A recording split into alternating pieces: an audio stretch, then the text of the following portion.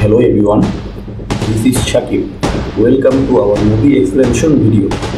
আজকের এই ভিডিওতে আমরা দক্ষিণ এশিয়ার সুপারস্টার ধানুশের একটি অন্যতম জনপ্রিয় মুভি আশুরান এই মুভি এক্সপ্লেনেশন ভিডিও নিয়ে এসেছি।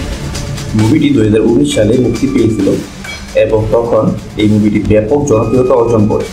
এই মুভিতে আপনারা জানতে পারবেন একজন বাবা যে তার ছেলের চোখে একজন ভীতু বাবা বলে পরিচিত ছিল, সে হঠাৎ করে কীভাবে তার চোখে হিরো হয়ে উঠল।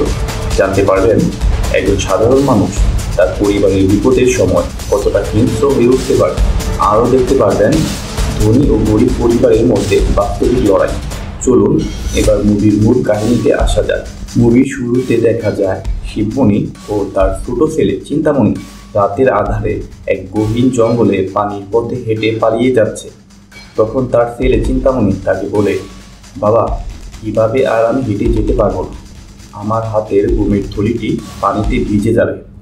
তখন শিবমণি তার ছেলেকে বলে, তোকে কি বলেছে এগুলোকে সাথে করে নিয়ে আসতে? তখন চিন্তামণি বলে, মাই তো আমাকে এগুলো সাথে করে দিয়ে দিল।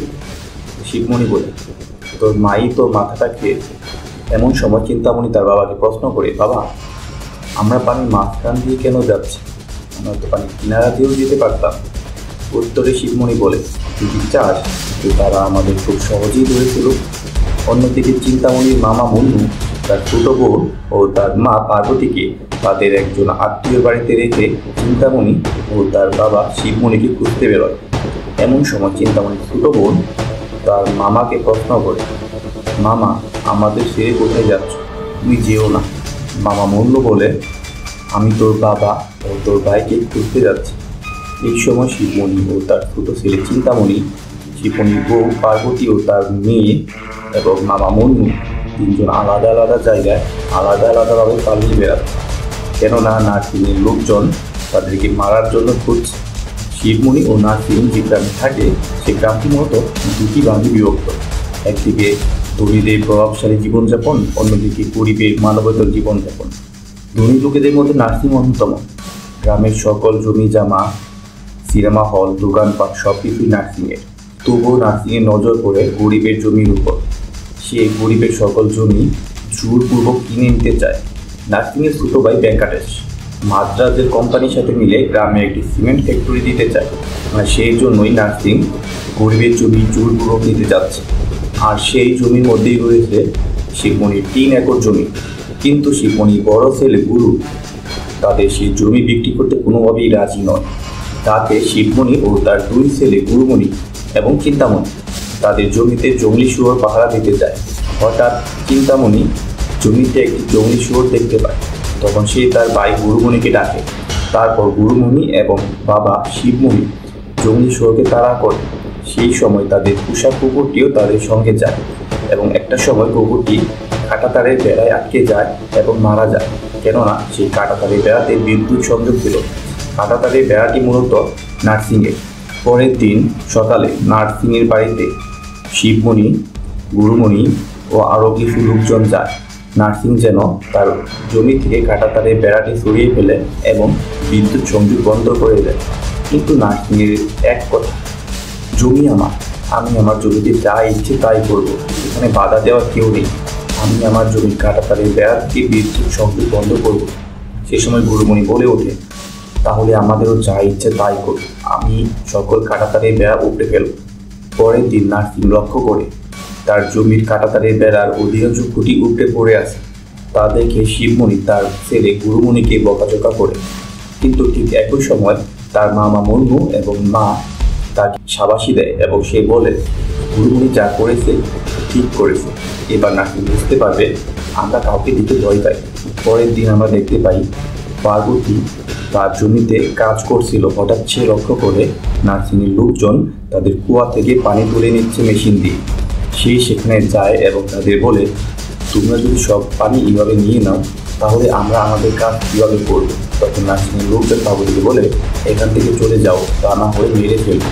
একথা শুনে পার্বতী নার্সিংয়ের লোকজনের একজনের গলায় অস্ত্র দেয় এবং চিন্তামণিকে বলে, যা তোর ভাইকে ডেকে নিয়ে। চিন্তামণি গুরুমণির কাছে গিয়ে বলে, ভাইয়া, মা নার্সিংয়ের লোকদের সাথে ঝগড়া করছে, তুমি তাড়াতাড়ি যাও। গুরুমণি এসে দেখে নার্সিংয়ের লোকজন তার মাকে মারছে এটা দেখে গুরুমণি নার্সিংয়ের লোকদের উপর আক্রমণ করে এবং এক পর্যায়ে তাদের একজন লোককে মেরে ফেলে। এরপর নার্সিং থানায় একটি মামলা করে এবং পুলিশ গুরুমণিকে ধরে নিয়ে যায়। পরবর্তীতে শিবমণি গুরুমণিকে থানা থেকে ছাড়ানোর জন্য নার্সিংয়ের কাছে যায় এবং সেই নার্সিংয়ের কাছে মাপ চায়। কিন্তু নার্সিং বলে, শুধু আমার কাছে মাপ চাইলেই হবে না, গ্রামের সকলের কাছে তোমাকে মাপ চাইতে হবে। শিবমণি কোনো কিছু না ভেবে গ্রামের সকলের কাছে মাপ চায় এবং মাপ চাইতে চাইতে শারীরিকভাবে খুব ক্লান্ত হয়ে পড়ে। পরবর্তীতে আমরা দেখতে পাই রাতে মামা মন্নু গুরুমণিকে থানা থেকে ছাড়িয়ে নিয়ে আসে। পুলিশ গুরুমণিকে প্রচণ্ড মেরেছে। গুরুমণি বাড়িতে আসার পর চিন্তামণি বলে, ভাইয়া তুই জানিস বাবা আজ গ্রামের সকলের কাছে মাপ চেয়ে তোকে ছাড়ানোর জন্য। এই কথা শুনে গুরুমণির মাথা রক্ত উঠে যায়। সে চিন্তা করতে থাকে নার্সিংয়ের একটা সাহায্য করতেই হবে। পরবর্তীতে আমরা দেখতে পাই নার্সিং তাদের গ্রামের সিনেমা হলে গ্রামের লোকজনের সাথে বসে সিনেমা দেখছিল। হঠাৎ সে উঠে ওয়াশরুমে যায় এবং গুরুমণি তার পেছন পেছন যায়। গুরুমণি নার্সিংকে একটা চড় মারে এবং জুতা দিয়ে মারতে থাকে। নার্সিং যখন লোকজনকে ডাকতে যায় গুরুমণি বলে, ডাক এলাকার সবাইকে ডেকে দেখা, গুরুমণি তোকে জুতা দিয়ে মেরেছে। কথা শুনে নার্সিং ভাবতে থাকে এই কথা যদি গ্রামের সকলে জানতে পারে তাহলে তার সম্মানহানি হবে, তাই সে আর কিছু বলে না। পরবর্তীতে আমরা দেখতে পাই নার্সিং তার ভাই ভেঙ্কটেশ ও তার ছেলে সহ তাদের কিছু লোক গ্রামে রাতে হেঁটে যাচ্ছিল। তখন নার্সিং বারবার গুরুমণিকে মারার কথা বলে। এটা শুনে নার্সিংয়ের ছেলে বলে, আমরা তো শিবমণিকে সবার কাছে মাপ চাইয়েছি এবং তার ছেলে গুরুমণিকে পুলিশে দিয়েছি, এত কিছুর পরও তুমি বারবার কেন গুরুমণিকে মারতে চাচ্ছ? এই কথা শুনে নার্সিং ক্ষিপ্ত হয়ে যায় এবং তার ছেলেকে একটি চড় মারে। তখন নার্সিংয়ের এক লোক তাকে বলে, বস আপনি শুধু অর্ডার দেন, ওকে আমরা মেরে ফেলবো। নার্সিং তখন বলে, গুরুমণিকে টুকরো টুকরো করে কেটে ফেল যেন ওর পরিবারের লোকজন ওকে খুঁজে না পায়। পরের দিন চিন্তামণি ও গুরুমণি গল্প করতে করতে আসছিল। চিন্তামণি গুরুমণিকে বলে, ভাইয়া তুমি সত্যি নার্সিংকে মেরেছ? তুমি আমাকে সাথে নিয়ে যেতে পারতে, আমি দেখতাম তোমার মার খাওয়ার পর নার্সিং কী করে। এমন সময় নার্সিংয়ের লোকজন গুরুমণিকে আক্রমণ করে। গুরুমণি তখন চিন্তামণিকে সেখান থেকে চলে যেতে বলে।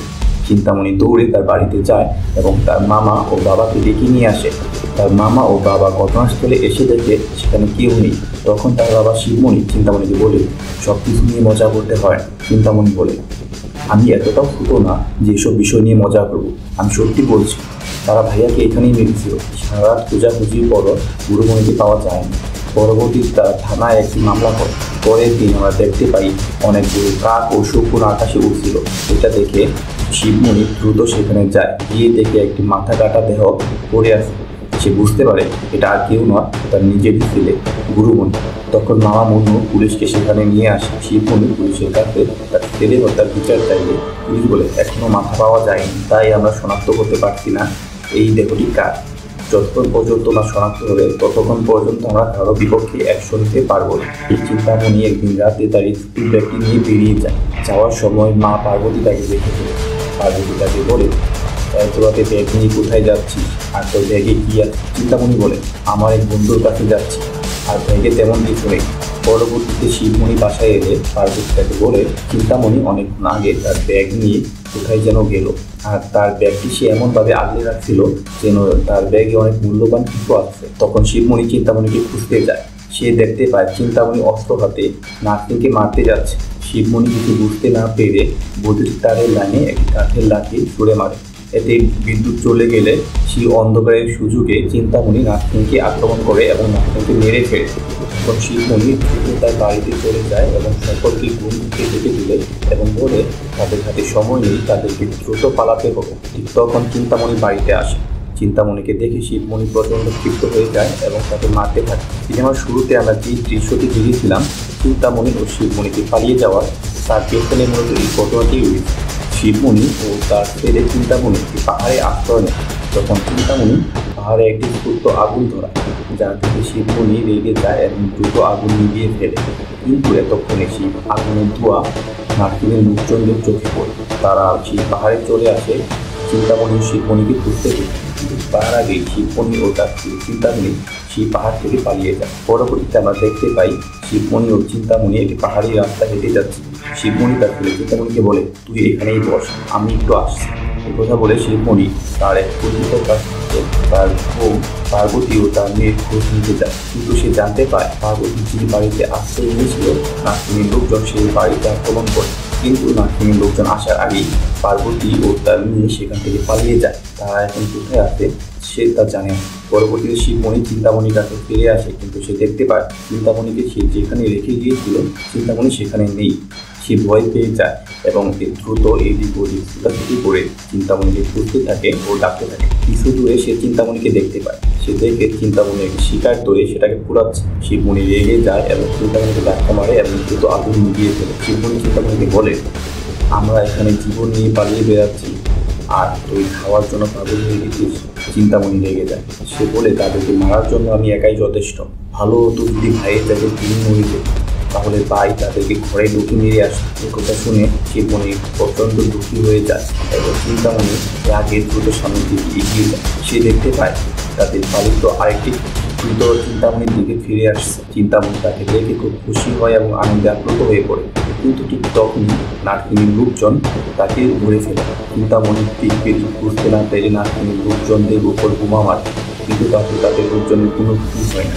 নাগিনীর লোকজন যখন চিন্তামণিকে ধরে ফেলবে তখনই শিবমণি সেখানে এসে পড়ে এবং তাদের লোকজন প্রচণ্ড মারধর করে।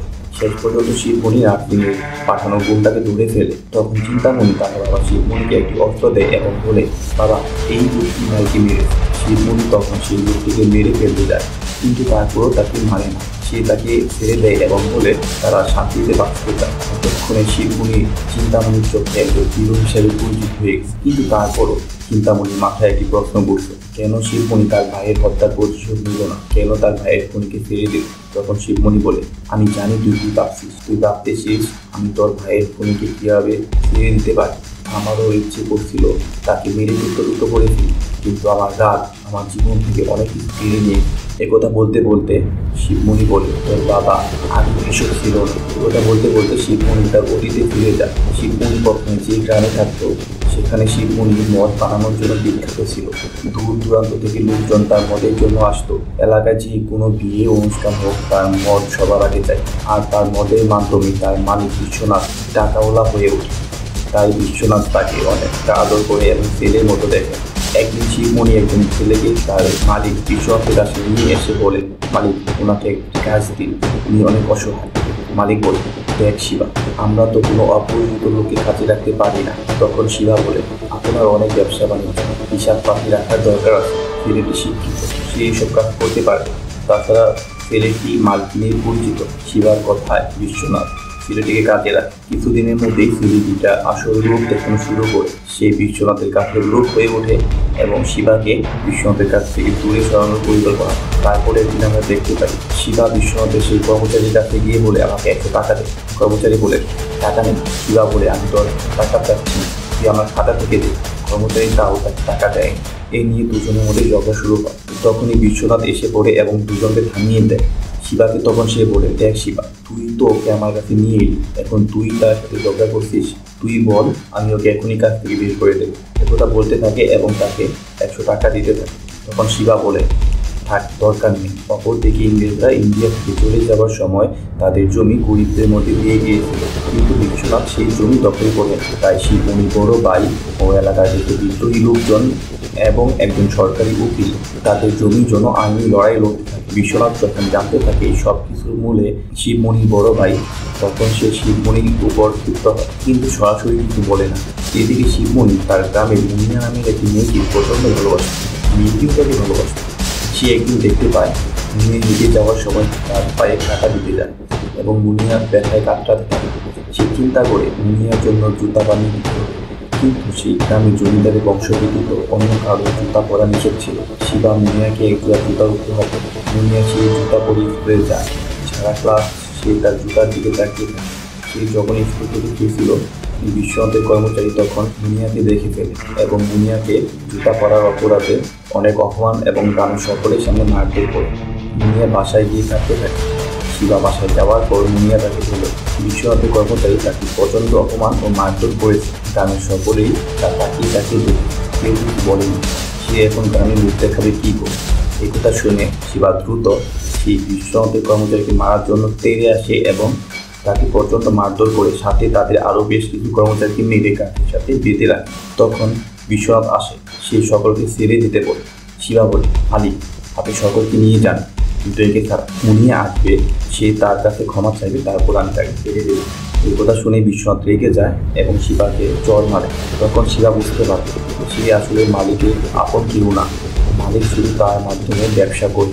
তখন সে তার বড় ভাইয়ের সাথে বিদ্রোহে যোগ দেয়। একদিন রাতে শিবা, তার বড় ভাই এবং তাদের উকিল গ্রামে সকল বিদ্রোহী লোকদের সাথে একটি সভার আয়োজন করে।